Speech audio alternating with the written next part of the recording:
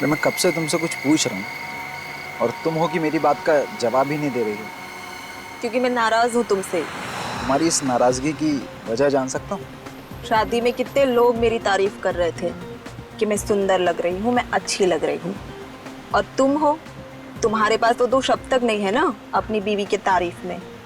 भाई तारीफ उसकी की जाती है जिसकी खूबसूरती शब्दों में बयान की जा सके, और तुम्हारी तारीफ के लिए मुझे शब्द ही नहीं मिलते।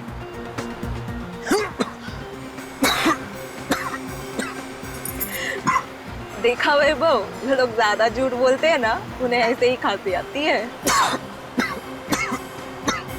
क्या क्या हुआ वैभव, तुम ठीक तो हो ना? पता नहीं कि ये क्या हो रहा है। मेरी भी अटक रही है।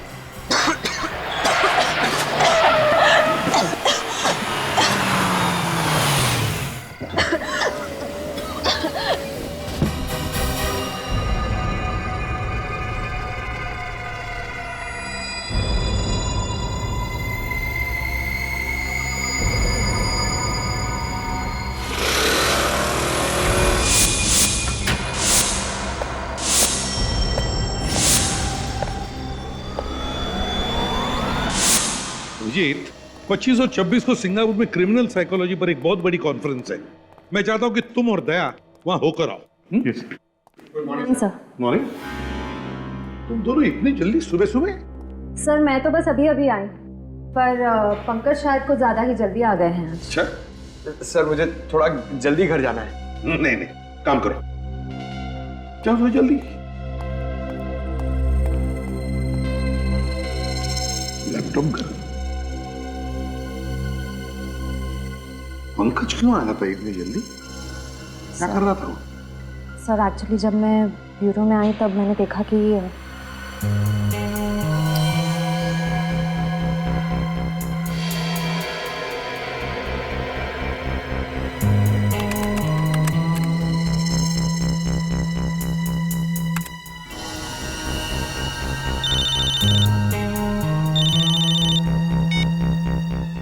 हेलो। हाँ सूरज सर। हाँ आपने जैसे कहा था मैं वैसे ही कर रहा हूँ। नहीं सर, ब्यूरो में मैं अकेला हूँ, कोई भी नहीं है। हाँ सर, सारी डेटा कॉपी हो रही है। सर कोई आ रहा है, मुझे आपको 2 मिनट फोन करने दो। कौन है वहां? पंकज। अरे श्रेया, तुम कब आई? क्या कर रहे थे तुम यहाँ? मैं योगा कर रहा था। बैठे बैठे ना थोड़ा पीठ अकड़ गई थी तो। टेबल के पीछे। आप तो योगा तो कहीं भी कर सकते हैं ना? सर मुझे पूरा यकीन है ये कुछ गड़बड़ कर रहा था। सर मुझे भी लग रहा है ये सूरज और पंकज कोई टेढ़ी खीर पका रहे हैं। हाँ सर, कभी ये दोनों लैपटॉप तोड़ देते हैं, कभी सबूत को छुपाने की कोशिश करते हैं। सर ऐसा लगता है जैसे ये केस को सुलझाना नहीं उलझाना चाहते हैं। ये बात मेरे भी ध्यान में आई है काफी दिनों से, मगर क्या करें। सर ये लोग जहाँ से आए हैं वहीं वापस भेज दीजिए। एक मछली पूरे तालाब को गंदा कर देती है। वापस भेजने में कोई हर्ज नहीं है अभी, लेकिन ये लोग तो डीसीपी चित्रोली के टट्टू है ना। उन्हें अगर वापस भेज दिया ना तो डीसीपी चित्रोले यहाँ हमारे ब्यूरो में आकर तांडव करेगा। CID bureau? क्या 2 लाशें मिली हैं? कहाँ पे?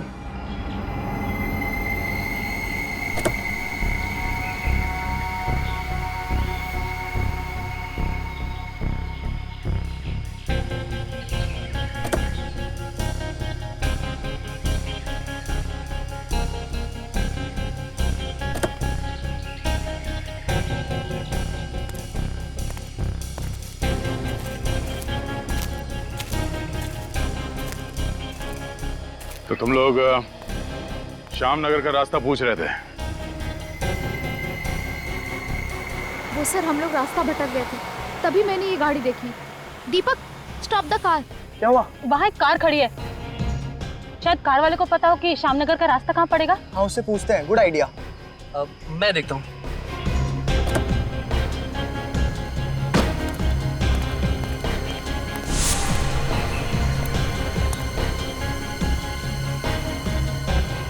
भाई साहब ये श्यामनगर का रास्ता किधर होगा? हेलो भाई साहब, hello. Oh my God guys, क्या हुआ?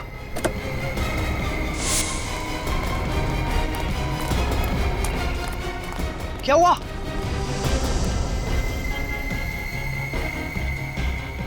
दो लाशें देखकर हमारे तो होश ही उड़ गए। गाड़ी के आसपास किसी को भागते हुए देखा? नहीं सर, आसपास कोई नहीं था। सर, पूर्वी,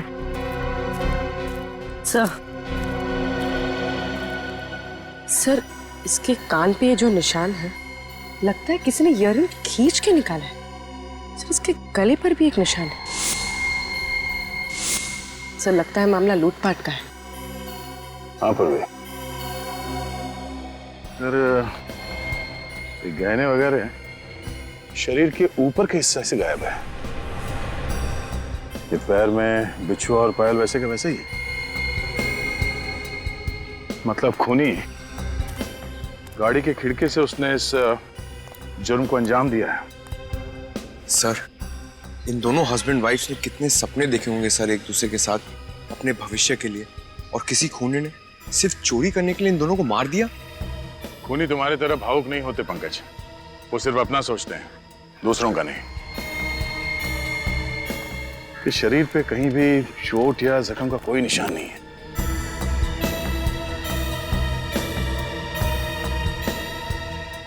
इन दोनों के पैर के नीचे ये नीला पड़ गया है।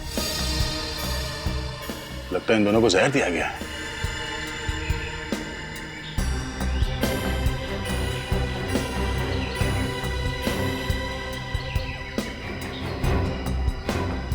सर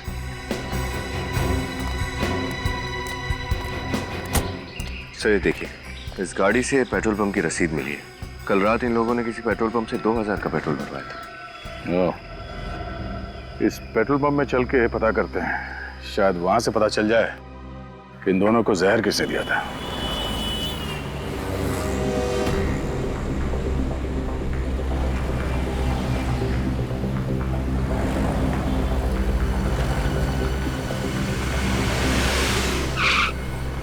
बोलो साहब, कितने का डालूं? आज सुबह ही टैंक फुल किया है। इतना जल्दी पेट्रोल खत्म हो गया? गाड़ी का एवरेज खराब है क्या? सीआईडी की गाड़ी का एवरेज बहुत अच्छा है। फिलहाल तुम इस गाड़ी के बारे में बताओ। हाँ साहब, ये पर्ची तो हमारे यहाँ की है। हाँ, इस कार में पेट्रोल कल रात यहीं पे डाला गया था। हाँ साहब, भराया तो था। पप्पू जी, क्या बात है पप्पू, कौन है? साहब ये लोग सीआईडी से किसी कार के बारे में पूछ रहे हैं। सीआईडी? क्या बात है सर, कुछ प्रॉब्लम है क्या? बहुत बड़ी प्रॉब्लम है। इस कार में जो हस्बैंड वाइफ कल जा रहे थे, उन दोनों का खून हुआ। खून? किसने किया? यही पता लगाने की कोशिश कर रहे हैं हम लोग। क्या बता सकते हैं कि इनके साथ कोई और भी था या ये दोनों ही थे सर? वो तो नहीं मालूम सर, लेकिन हाँ गिरीश बता सकता है। कौन गिरीश? वो नाइट की शिफ्ट में काम करता है। जरा इस गिरीश को बुलाना। सॉरी सर, वो तो हॉस्पिटल में है।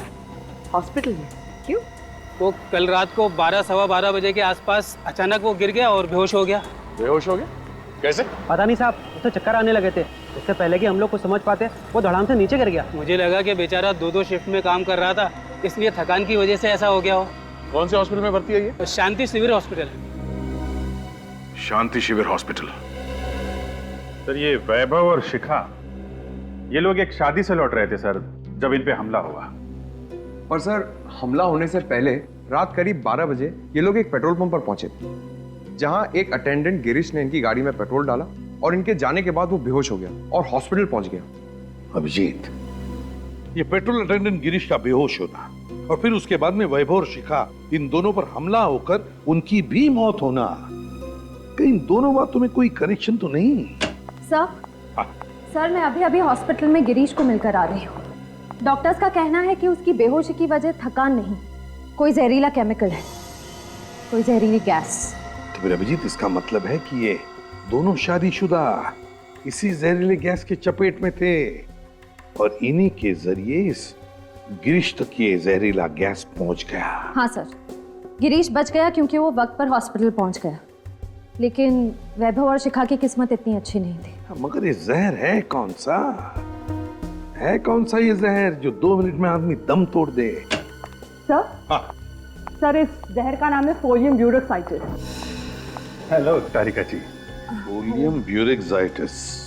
हाँ सर, ये जहरीला केमिकल मुझे वैभव और शिखा के फेफड़ों से मिला है।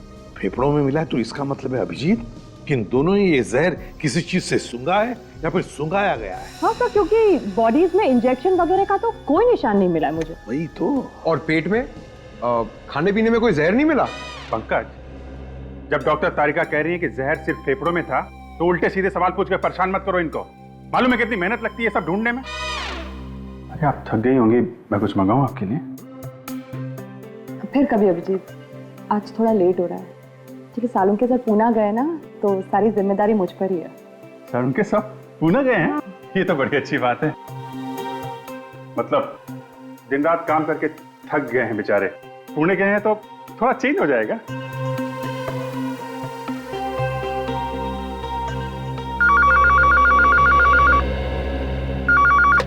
हेलो, 2 खून कहाँ पे?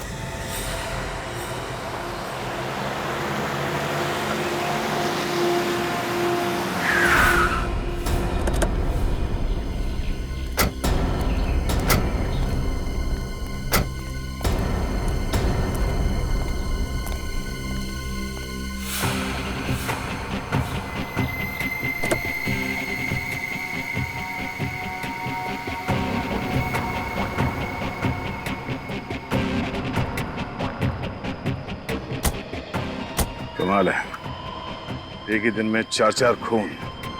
मैंने भी ठीक वैसे ही मारा गया जैसे वैभव और शिखा को।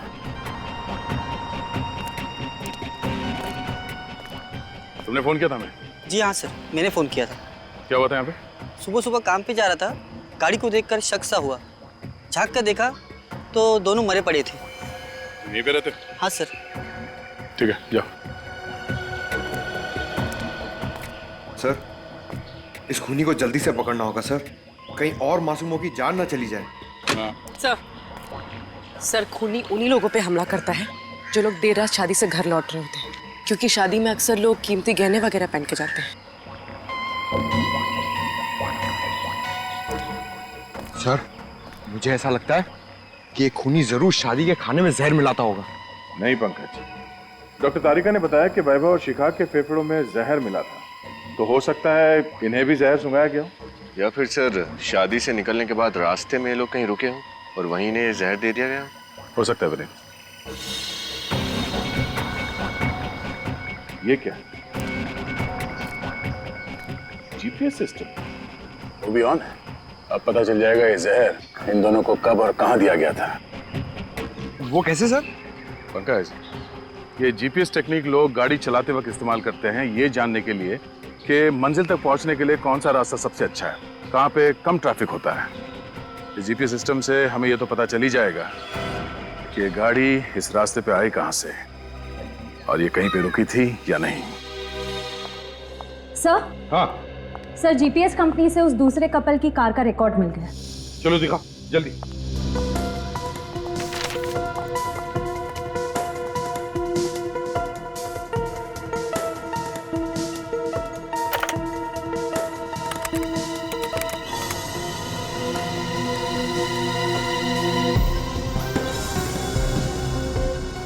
ये देखो अभिजीत, ये है वो शादी का हॉल, इसे हम पॉइंट ए कहते हैं।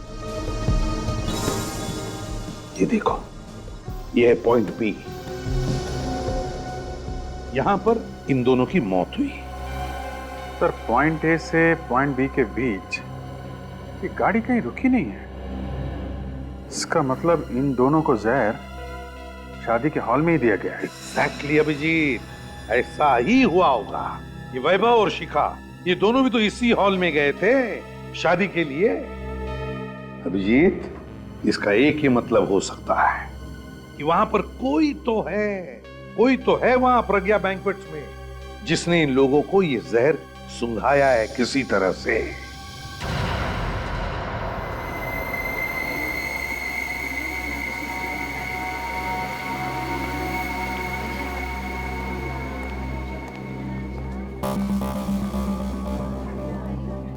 आसपास नजर रखना। अरे प्रकाश जी नमस्ते। ओ आइए सर, हम कब से आप ही का इंतजार कर रहे थे। कैसे हैं आप परेशान क्यों लग रहे हैं? सर आज मेरे इकलौते बेटे की शादी है और उसमें आप ये सीआईडी वालों की तहकीकात, बड़ी टेंशन हो रही है सर। आप चिंता मत कीजिए, कुछ नहीं होगा। फिर भी सर डर तो लगा हुआ है ना। निश्चिंत रहिए आप, कुछ नहीं होगा, हम लोग हैं ना।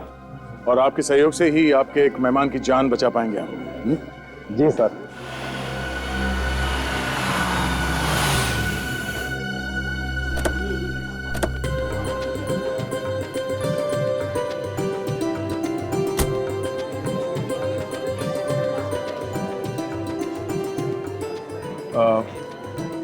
हम लोग दूल्हा दुल्हन से मिल लेते हैं। नमस्ते। बधाई हो कुमार साहब। आइए आइए ऋषभ जी, रचना जी वेलकम। Thank you. बेटे की शादी बहुत बहुत मुबारक। धन्यवाद जी, आप अपना कीमती वक्त निकाल कर यहाँ पर आए, हमारे लिए तो ये बड़े सम्मान की बात है। अरे कुमार साहब आते कैसे नहीं, शादी जैसे बंधन में इंसान रोज रोज थोड़ी फंसता है ना? अच्छा, खूब समझ रही हूँ आप क्या कहना चाह रहे हो। अब चले, दूल्हा दुल्हन से नहीं मिलना है? चलिए प्लीज।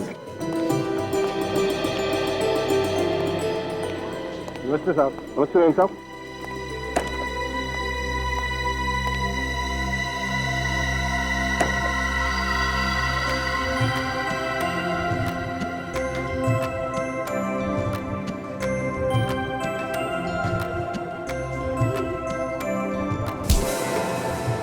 भाई साहब जरा देख कर चलिए। माफ कीजिएगा, वैसे मेरा नाम अमित है।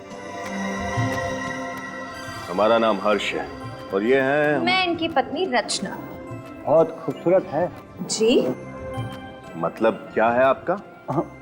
गलत मत समझिए, मैं इनके हार की बात कर रहा था।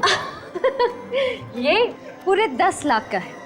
वो क्या है ना कि 6 महीने पहले हमारी शादी की सालगिरह थी, ये भूल गए तो सजा के तौर पे मैंने इनसे ये हार मांग दिया।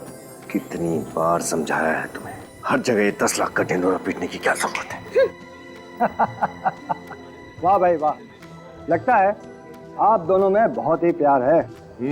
जबरदस्ती मतलब जबरदस्त प्रेम है हमारे बीच में। लेडीज एंड जेंटलमैन, शादी के माहौल में तब तक रंग नहीं जमता है जब तक लोग झूमेंगे नहीं, नाचेंगे नहीं। तो अब वक्त हो चला है इस खुशियों को संगीतमय बनाने का।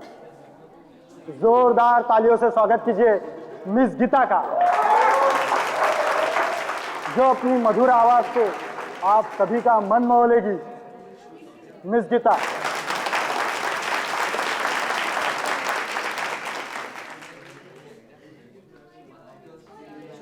ये लीजिए। सॉरी साहब, सॉरी साहब। दिखाई नहीं देगा तुम्हें? हाँ, सब पीके घूम रहे हो क्या यहाँ? जिसे देखो हमसे आगे टकरा रहा है यहाँ। अरे वो जहरीला केमिकल इन फूलों में तो नहीं है? ये सब गलती होगी सब। क्या किया ये? सब मैंने जानबूझ के नहीं किया सब। गलती हुई है, जानबूझ के किया पता चल जाएगा। इन जहरीले फूलों से लोगों की जान लेता तू, हाँ? और फिर उन्हें लूटता है। साहब आप कैसी बात कर रहे हैं साहब? मैं वेटर हूँ सर, मैं खूनी नहीं हूँ साहब। चुप। रेडी, इसे ब्यूरो लेके जाओ, अच्छी तरह से खातिरदारी करो इसकी। रेडी, चलो हॉस्पिटल चलते हैं। चल, तेरा खेल खत्म। चल साहब, मेरी बात का यकीन करो, मैंने कुछ भी नहीं किया साहब। ये सब क्या था कुमार जी? कुछ नहीं, अब सब ठीक हो जाएगा।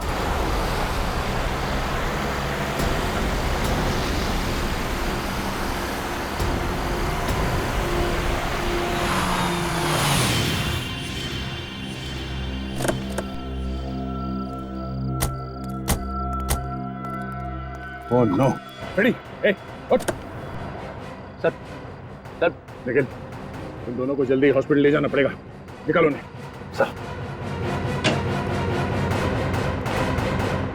डॉक्टर साहब, आप कैसी तबीयत है फ्रेडी और उस वेटर राजू की? इन्होंने शायद कोई जहरीली गैस सूंघ ली थी जिसकी वजह से वो बेहोश हो गए, लेकिन अभी वो खतरे से बाहर है। हम फ्रेडी से मिल सकते हैं? देखिए फिलहाल वो होश में नहीं है। मैंने उन दोनों को नींद का इंजेक्शन दिया है, दोपहर तक होश आ जाएगा। ठीक है डॉक्टर, थैंक यू। सर जरूर ये वही जहरीली गैस है जिससे उन शादीशुदा जोड़ों को मारा जा रहा है। हाँ निखिल, मगर डॉक्टर तारिका ने तो कहा कि जो फूल श्रेया और विनीत पे गिरा था उसमें कोई जहरीला केमिकल नहीं था। इसका मतलब है वो जहरीला केमिकल उस गाड़ी में ही था। लेकिन सर उस गाड़ी की चाबी हमने किसी भी बैंक्वेट के स्टाफ मेंबर को नहीं दी थी, तो फिर? अब इन सारे सवालों का जवाब उस गाड़ी से ही मिलेगा।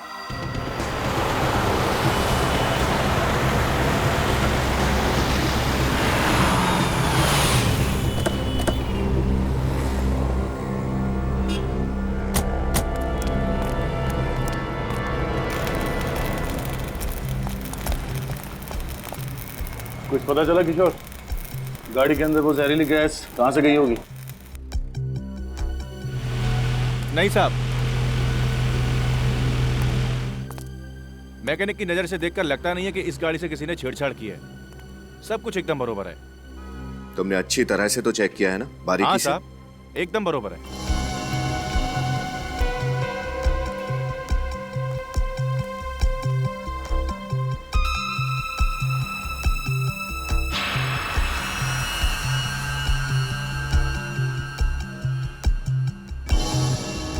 सफेद क्या है किशोर, कुछ लगा है क्या? नहीं साहब, मैंने तो सिर्फ गाड़ी चेक करी है। तो मेटल पाउडर जैसा कुछ है।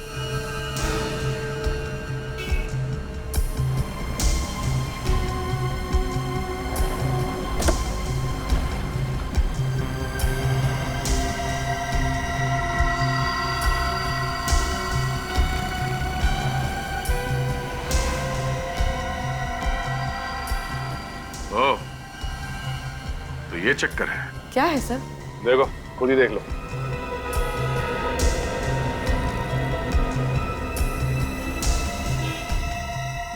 सर इतना बारीक छेद तो मैग्नीफाइंग ग्लास से ही दिख सकता है। पहले यहाँ दरवाजे पे किसी ने ड्रिल मशीन से छेद किया और फिर उस छेद के जरिए अंदर वो जहरीली गैस डाल दी गई। लेकिन सर ये ड्रिल मशीन तो बिजली से ही चलती है ना? अगर उसने ड्रिल मशीन का कनेक्शन किसी और वायर के थ्रू कहीं किया होगा तो किसी ने तो उसे देख ही लिया होगा। ये भी तो हो सकता है कि ड्रिल मशीन बिजली से नहीं बल्कि बैटरी से चलती है। सब कुछ पोर्टेबल है। हेलो, हाँ बोलिए। क्या? निशान? अच्छा, ठीक है, उसकी फोटो, एड्रेस, सेल नंबर और सारी डिटेल्स मुझे भेज दो। Okay, thank you. क्या हुआ सर? प्रज्ञा बैंक्वेट हॉल का दरबान निशान वो गायब है। ना वो काम पे आ रहा है, ना ही फोन कॉल उठा रहा है। सर ये सब किया धरा उस निशान का ही तो नहीं है? अब ये तो उस दुकान से ही पता चलेगा जहाँ पे ये खास बैटरी वाली ड्रिल मशीन मिलती है। पता करो कहाँ कहाँ ऐसी ड्रिल मशीनें मिलती हैं। निखिल, लगता है ये वही डिस्ट्रीब्यूटर है जो वो ड्रिल मशीन बेचता है। चलो। सुनिए, हम लोग सीआईडी से हैं, आपसे कुछ पूछताछ करना चाहते हैं। बैटरी से चलने वाली शक्तिशाली ड्रिल मशीन्स पूरे शहर में सिर्फ आप ही की दुकान पे मिलती है ना? जी, होलसेल की बस मेरी ही दुकान है उन ड्रिल मशीन्स की, और कहीं नहीं मिलेगी आपको। तो जिन दुकानों को आप ये मशीन्स बेचते हैं, 1-2 पीसेस तो बेचते नहीं होंगे, कम से कम 15-20 पीसेस बेचते होंगे। जी बिल्कुल। तो पिछले कुछ दिनों में आपने इस तरह बैटरी से चलने वाली ड्रिल मशीन अगर बेची है तो किसको बेची, याद है कुछ आपको? सर मैंने तो नहीं बेची, लेकिन मेरी दुकान पे एक छोटू नाम का लड़का काम करता था। उसे एक ग्राहक ने 500 रुपए ज्यादा का लालच दिया, उसे उस मूर्ख ने बेच दी। छोटू? बुलाओ उसे। जी मैंने उसे निकाल दिया। काम से निकाल दिया? तो क्या आप उस ग्राहक को पहचानते हैं? जी बिल्कुल, वो पहले मेरे पास आया था। जब मैंने उसे मना कर दिया तब शाम को दोबारा आया। जब मैं दुकान पे नहीं था तब छोटू ने उसे दे दी। यही था वो?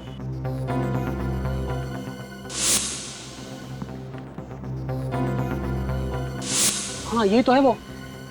मतलब निशान ही वो है जो एक के बाद एक खून किए जा रहा है।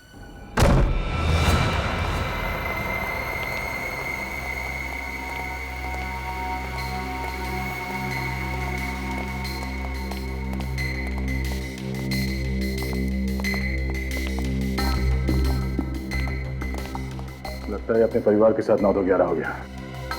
तलाशी लो घर की अच्छी तरह से।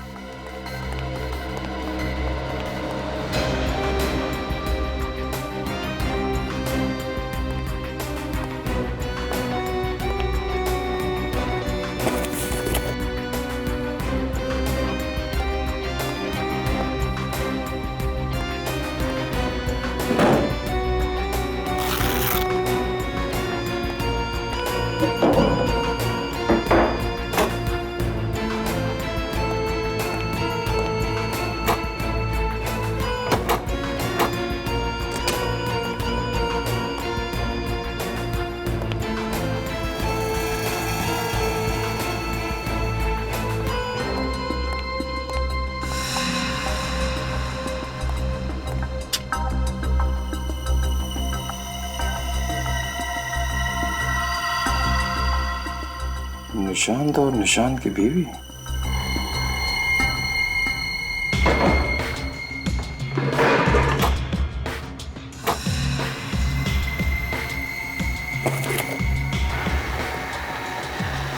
ये है वो पोर्टेबल ड्रिल मशीन जिसे उस कार के दरवाजे पे छेद किया गया। सर। हाँ विनीत। सर ये देखिए, नई वॉशिंग मशीन, नया टीवी और सारा नया नया सामान खरीदा है इस निशांत ने। सर एक दरबान अचानक इतनी कीमती चीजें तभी खरीद सकता है जब उसकी कोई बड़ी लॉटरी लगी हो, या फिर वो गलत कामों में उलझा हुआ है। सर ये इयररिंग अंदर पड़ा हुआ मिला था, शायद शिखा का ही होगा। लगता है निशांत घाई घाई में सामान पैक करते समय ये इयररिंग पैक करना भूल गया। हाँ सर, मुझे लगता है शादी के हॉल में हमें देखकर उसकी हालत पतली हो गई, अपना सारा नया सामान छोड़कर यहाँ से रफू चक्कर हो गया वो। उड़ उड़ के कबूतर कहाँ तक उड़ेगा। एक काम करो, मोबाइल कंपनी से पता करो कि ये कबूतर इस वक्त कहाँ है।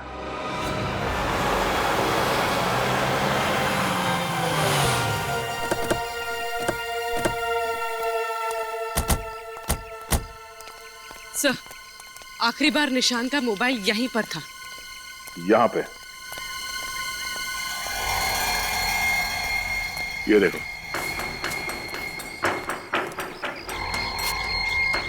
मोबाइल तोड़ दिया गया है। इसमें तो सिम कार्ड भी नहीं है।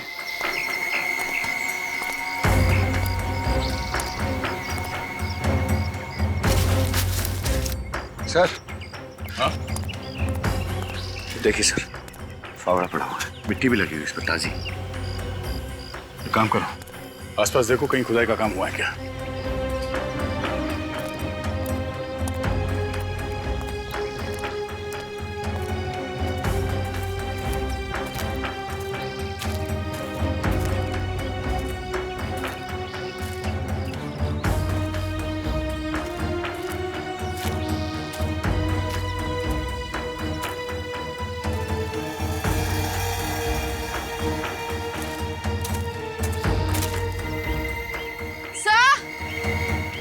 हाँ?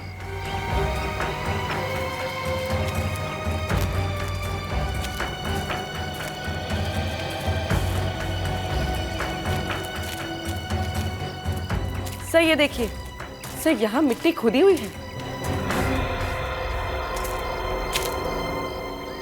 खोदो यहाँ।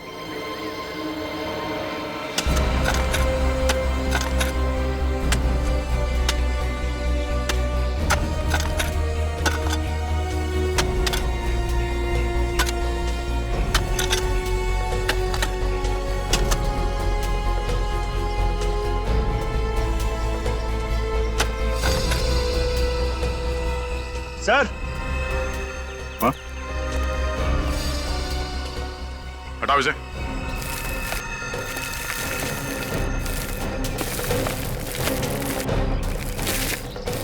एक मिनट, लाश है, बाहर निकालो उसे।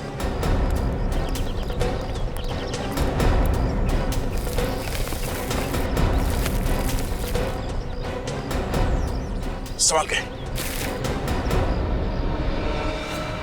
सर ये निशांत है। निशांत? सर, इस केस से तो मेरा सर चकरा गया। अब इस निशांत को किसने मारा होगा? उसी ने जिसने ये सारे खून किए हैं और चोरियां की हैं। उसने इस निशांत का इस्तेमाल किया सिर्फ हमें गुमराह करने के लिए। हाँ, तरीका क्या पता चला इनके बारे में? सर मुझे 2 बातें पता चली है जो आप लोगों को खूनी के काफी करीब ले जा सकती है। अच्छा, वो क्या? तो ये देखिए, इसके गले पे ये खरोचों के निशान जो शायद खूनी के साथ हाथापाई की वजह से हो गए हो। सर, उस जंगल में जहाँ पे हमें निशांत की बॉडी मिली थी, वहां पे हमें निशांत का टूटा हुआ मोबाइल भी मिला था। कहीं इस हाथापाई की वजह से तो वो नहीं टूटा? हो सकता है, मगर ये खरोचों हमें खूनी तक कैसे पहुंचाएंगी? क्योंकि सर इन खरोचों से ये पता चल रहा है कि खूनी कोई लड़का नहीं बल्कि एक लड़की है। लड़की है? वो कैसे? सर इन खरोचों के अंदर मुझे नेल पॉलिश के ट्रेसेस कुछ अंश मिले, और सिर्फ इतना ही नहीं, निशांत के नाखूनों में मुझे चमड़ी मिली है जिसकी डीएनए रिपोर्ट भी यही बता रही है कि खूनी एक लड़की है। नेल पॉलिश की ट्रेसेस मिले, और दूसरी बात क्या है? वो ये कि इसे भी वही जहरीला केमिकल दिया गया था जिससे उन शादीशुदा जोड़ों का खून किया गया था। मतलब इस सारे के पीछे एक ही औरत है, एक ही औरत जिसने वो सबूत भी निशांत के घर में रखे और फिर इसे जंगल में बुलाकर मार डाला। और ये सारा का सारा काम इतनी सफाई के साथ किया कि पूरा शक निशांत पे जाए। सर हो सकता है इस निशांत की बीवी उसी औरत के कब्जे में हो सकता है श्रेया, हो सकता है, पर हो ना हो, ये कोई औरत ही है, उस होटल की स्टाफ मेंबर जिसने सारा खेल रचाया है। सचिन, काम करो, प्रज्ञा बैंक्वेट में फोन करके पता लगाओ क्या कोई स्टाफ मेंबर है, कोई औरत जो छुट्टी पर है किसी कारण।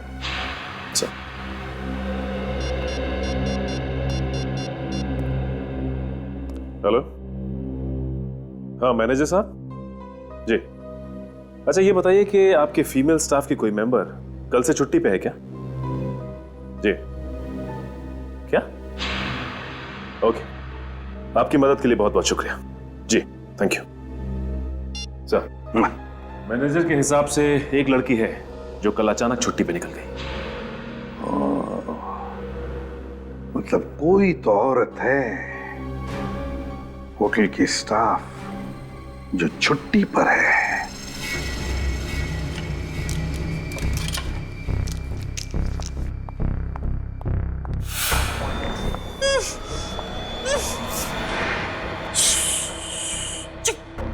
एकदम चुप।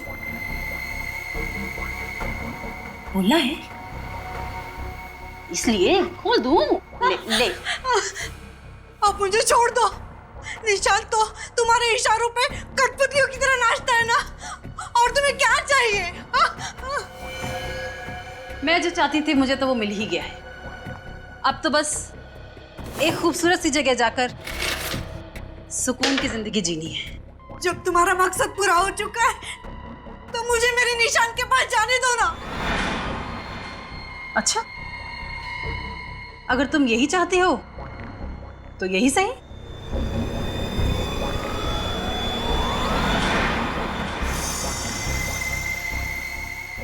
ये क्या कर रही हो? ये क्या कर रही हो तुम? वही जो तू चाहती है। निशांत के पास जाना है ना तुझे? निशांत? कहाँ गया मेरे निशांत? क्या किया तुमने निशांत के साथ? मार डाला मैंने उसे। नहीं, ऐसे नहीं हो सकता, ऐसा नहीं हो सकता। ये सच नहीं है ना? हाँ, नहीं, मत करो ऐसे। नहीं, मत करो ऐसे, मत करो ऐसे, मत करो तुम। नहीं।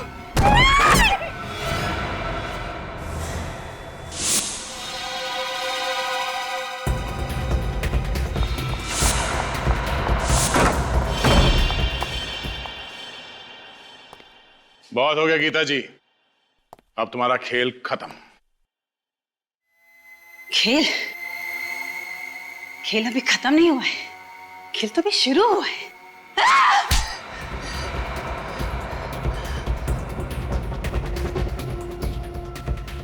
बहुत शौक चढ़ा है ना खेल खेलने का।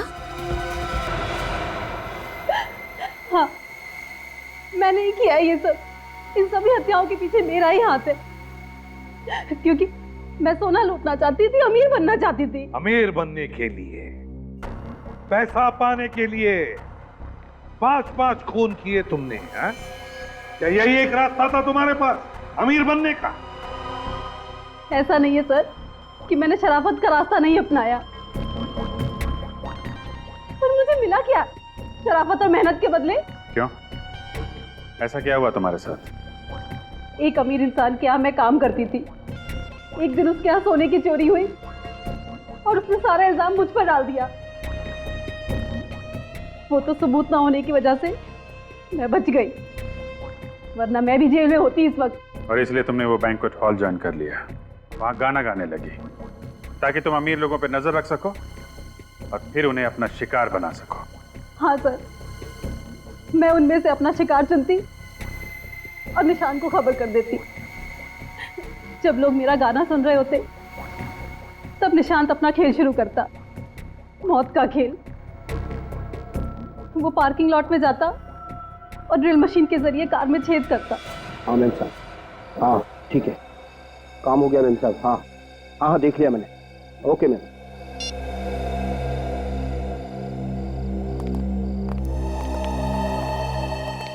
जरा ध्यान रखना, मैं आता हूँ। ठीक।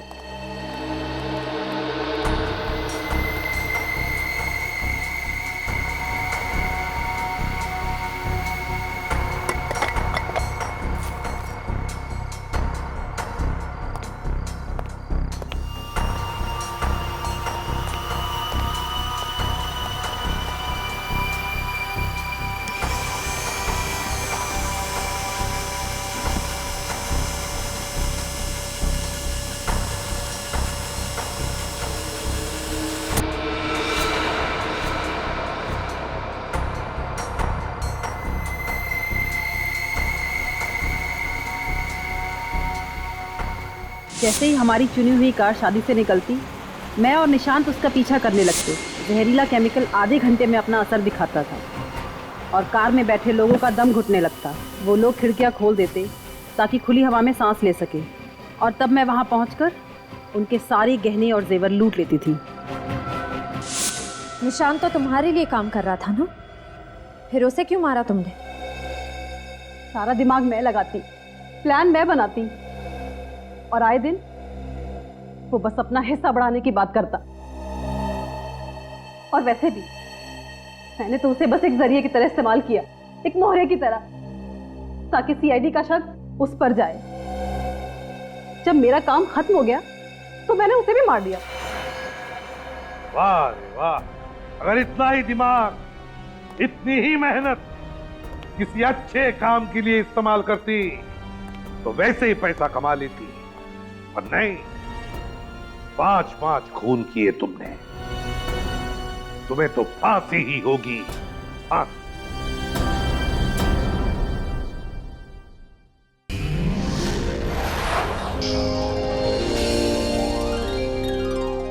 सीआईडी के और भी मजेदार और सस्पेंस से जुड़े एपिसोड्स को देखने के लिए हमारे चैनल को सब्सक्राइब करें और बेल आइकॉन दबाना ना भूलें।